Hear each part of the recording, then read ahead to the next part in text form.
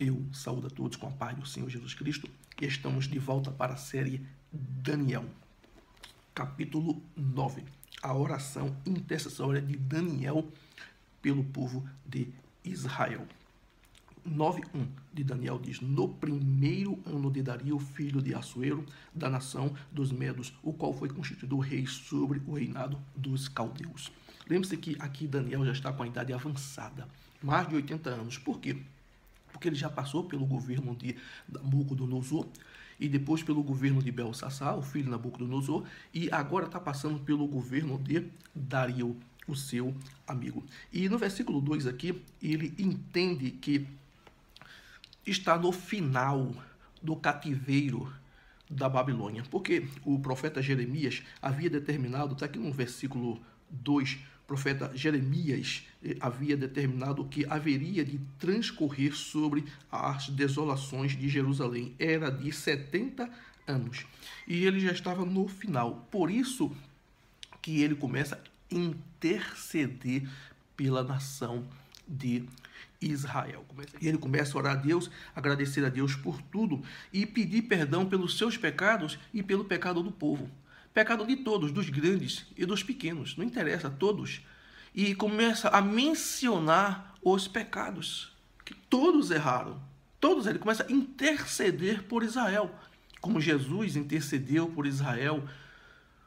E interessante que aqui no versículo 10 fala da principal ação, do principal pecado do povo, que foi transgredir a lei de Deus, os estatutos de Deus, os mandamentos de Deus, as ordenanças de Deus. Diz aqui no versículo 10, e não obedecemos a voz do Senhor nosso Deus, para andarmos nas suas leis, que nos deu por intermédio de seus servos, os profetas. Sim, todo Israel transgrediu a tua lei, desviando-se para não obedecer a tua voz.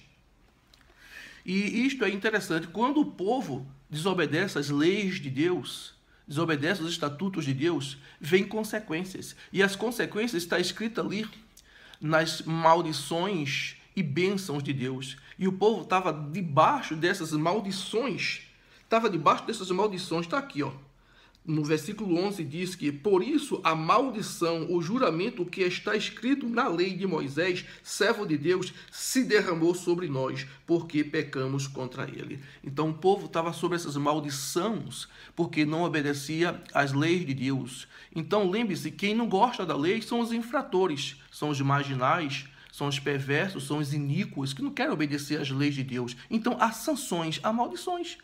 Graças a Deus que Jesus Cristo morreu na cruz do Calvário e nos livrou, nos deu uma sentença de liberdade, porque o salário do pecado é a morte, mas o dom gratuito de Deus é a vida eterna. Graças a Deus, Jesus Cristo morreu na cruz, nos absolvendo dessa maldição que há na lei. Essa maldição que há na lei é a morte, é o pecado. A morte e o pecado é uma maldição que há na lei. E quando a gente aceita Jesus Cristo como Salvador, neutraliza isso. Nós saímos das trevas para a luz. Mas tem que aceitar Jesus Cristo. Tem que aceitar Jesus Cristo. Nós estamos no período da graça, usufruindo da graça. Mas não quer dizer que nós não temos que obedecer à lei. Temos que obedecer à lei, sim. Mas nós somos salvos pela graça, um dom imerecido do Senhor, nosso Deus. Amém? Graças a Deus. E prosseguindo à frente, nós entendemos aqui a partir do versículo 23, que diz que no princípio das tuas súplicas saiu a ordem, e eu vim para declarar-te, porque és muito amado, portanto considera a mensagem e entende a visão. Ele está dando testemunho aqui de Daniel, dizendo que Daniel é muito amado de Deus. Que coisa linda, muito amado de Deus. Observe que Enoque, Deus parou um período na Bíblia para dar um elogio para Enoque, porque Enoque andou lado a lado com Deus, e Deus o levou para si. Em seguida veio Noé, que Deus parou para fazer um elogio também para Noé, porque disse que Noé era justo e íntegro a Deus. Então Deus parou e colocou na mão de Noé uma missão de construir a arca. E aí chega agora Daniel e diz que ele é muito amado de Deus. Mas a diferença de Daniel para alguns é que Daniel não pecou, como Abraão, que foi chamado amigo de Deus, mas adulterou e pecou. Outros, Noé, por exemplo, andou na presença de Deus, justo, mas encheu a cara de vinho e fez o que fez, cometeu o pecado. E Daniel não fez nada disso. Por isso que Daniel é muito amado de Deus. Aí eu pergunto, você é muito amado de Deus? Você é querido por Deus? O céu dá testemunho de você, se dá graças a Deus. Está lembrado de Paulo? Paulo era amado de Deus e querido por Deus. Até o inferno dava testemunho de Paulo. Você lembra-se que quando aqueles 7 filhos de Cefas foram tirar os demônios de algumas pessoas, e o que aconteceu? Quando os demônios chegou para aqueles filhos de Cefas, disseram, olha, a Jesus eu sei quem é, a Paulo eu bem conheço, mas e tu? Quem tu és? Isso aí sabe quem é? É o inferno dando testemunho de Paulo. Então, até o inferno dá testemunho de você quando você é fiel e obediente a Deus, como deu testemunho de Paulo, como o próprio Deus deu testemunho de Daniel. Prosseguindo à frente, nós temos aqui agora, no versículo 25, onde diz que até o ungido, o príncipe, ele está se referindo aqui no versículo 25, sabe e entende desde a saída da ordem para restaurar e para edificar Jerusalém, até o ungido, o príncipe, ele está se referindo aqui a Jesus Cristo. Jesus Cristo é o ungido de Deus, se referindo a Jesus Cristo. E ele continua se referindo aqui a 7 semanas e 62 semanas. As praças e as tranqueiras se reedificarão, mas em tempos angustiosos. Então, Daniel está entendendo aqui que está chegando o final. E ele está no final do cativeiro das 70 semanas. E quando ele fala 62 semanas, é porque falta bem pouquinho, 1 ou 2 anos, para completar as 70 semanas. E, prosseguindo, depois, no versículo 26, diz que depois das 62 semanas, será cortado o ungido, e não mais será. Então, ele está falando aqui que o ungido será cortado. Por quê? Aqui, Daniel, tudo que está acontecendo aqui, parte aconteceu no período de Daniel, parte aconteceu no período de Jesus Cristo, e parte está acontecendo aqui. Aqui ele está se referindo mais ou menos 60 anos depois dele, prevendo que Jesus Cristo seria crucificado na cruz do Calvário e seria tirado. Entendeu? E em seguida, ele fala, e o povo do príncipe que há de vir destruirá a cidade e o santuário. Sim, está se referindo à morte de Jesus Cristo. 70 anos depois de Jesus Cristo veio o general Tito e destruiu o templo, a cidade e os muros. Está se referindo a ele. 600 anos mais ou menos após de Daniel. Daniel já está profetizando, já está vendo isso 600 anos adiante dele. O seu fim será como uma inundação. Até ao fim haverá guerra, e então estão determinadas desolações. No versículo 27 diz, ele confirmará uma aliança com muitos por uma semana, mas na metade da semana fará cessar o sacrifício e a oferta de cereais.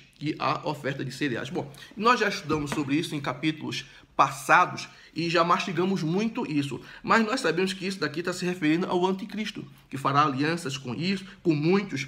Ele fará aliança com muitos, ele virá, logo após a igreja for arrebatada por Jesus Cristo e subir para o céu, ele chegará aqui, fará o seu período de 7 anos, que 3 anos e meio é de paz, 3 anos e meio depois é de angústia, de guerra. Tudo isso acontecerá nesse período. E você observe que quando o povo de Israel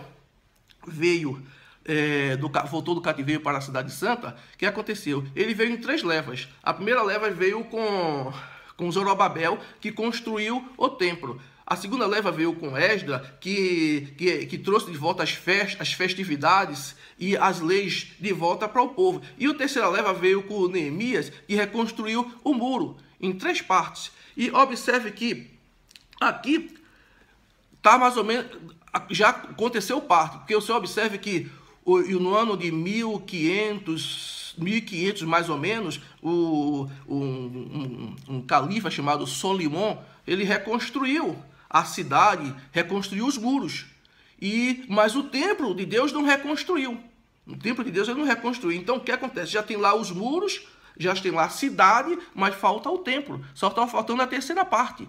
Entendeu? E essa terceira parte, com certeza vai ser o anticristo que vai construir para reanimar o povo de Deus, né? Reanimar Israel, né? Reanimar Israel, mas isso aí durante a primeira fase da angústia, que é os 3 anos e meio de paz. E na segunda fase da angústia, que são outros 3 anos e meio, que ele começa a pôr as unhas de fora e fazer aquela bagunça toda, aí ele vai destruir tudo de novo, destruir muro, destruir templo, destruir os sacrifícios. É mais ou menos isso a qual Daniel está se referindo aqui. Este anticristo que fará a aliança com o povo de Deus para enganá-los.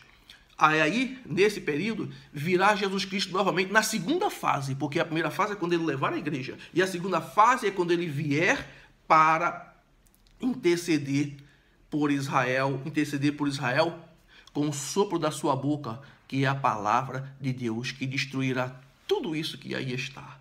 Mas nós, a igreja do Senhor Jesus Cristo, já estamos com Cristo nos céus. E eu espero que você também esteja com Cristo nos céus quando Jesus Cristo vier buscar a sua igreja. Esta é a minha oração que eu faço por você. Decida por Jesus. Aceite Jesus como seu Salvador, porque em breve ele virá. Que Deus abençoe a sua vida. Amém.